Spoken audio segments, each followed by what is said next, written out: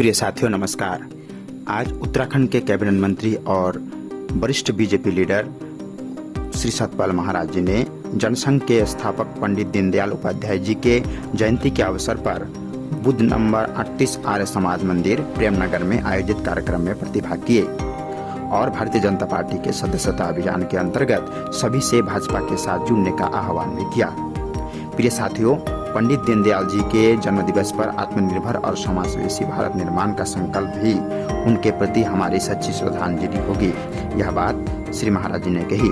पंडित जी के जन्मदिन की आदरणीय श्री महाराज जी ने हार्दिक शुभकामनाएं दी हैं। जी हाँ दोस्तों, आज जनसंघ के संस्थापक पंडित दीनदयाल उपाध्याय जी के जयंती के अवसर पर बूथ नंबर 38 में आर्य समाज मंदिर प्रेमनगर आश्रम में उत्तराखंड के कैबिनेट मंत्री और वरिष्ठ भाजपा नेता ने प्रोग्राम की शिरकत की।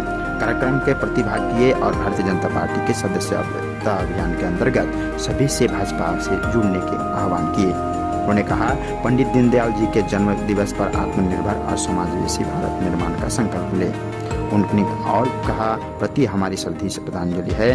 पंडित जी के प्रति हमें सच्ची श्रद्धांजलि है। पंडित जी के जन्मदिन पर सभी देशवासियों को श्री महाराज जी ने शुभकामनाएं दी हैं। प्रिय साथियों, परम पूज्य सदगुरुदेव श्री सतपाल जी महाराज जी कहते हैं कि आजकल बहुत से प्रेमी भक्त लोग आत्मज्ञान की साधना को जान लेने के बाद समझने लगते हैं कि हमें तो ज्ञान मिल गया, मुक्ति का प्रमाण पत्र हमको प्राप्त हो गया, मुक्ति तो हमको मिल ही जाएगी, हमारा तो कल्याण ही हो जाएगा। अब भजन सुमिरन करने की, भजन साधना करने की क्या जरूरत है।